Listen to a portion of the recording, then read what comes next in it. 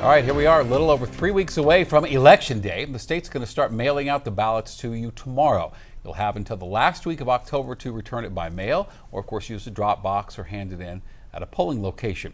Now, on your ballot, among the many propositions and amendments this year, you're going to find Proposition 128. It asks voters to change parole eligibility for certain violent criminals.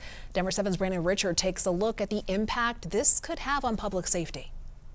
A state parole board released convicted sex offender Kenneth Dean Lee less than 6 years into a 23-year sentence.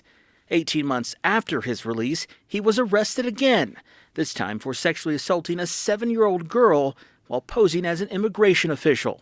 We need to keep people safer.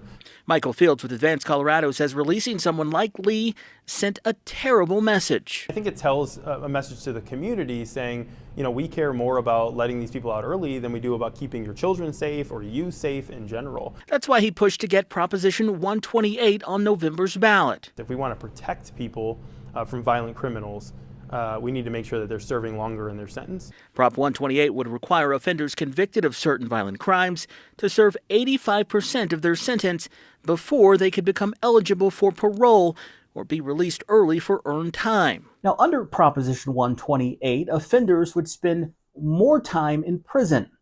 Supporters of 128 say that this would lead to safer communities, but opponents say it would just increase spending without reducing crime.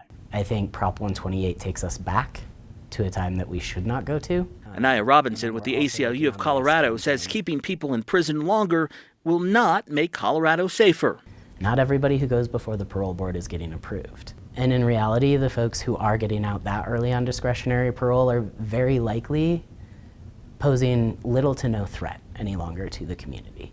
Opponents say Prop 128 would also take away incentives for offenders to earn early release and would increase Colorado's prison population. We're looking at potentially having to build more prisons to keep folks in prison longer. Now, nonpartisan analysts say if Proposition 128 passes, they expect it to increase state spending anywhere from $12 million to $28 million per year beginning in 20 years. Though with inflation, they say those costs could actually be higher. Brandon Richard, Denver 7.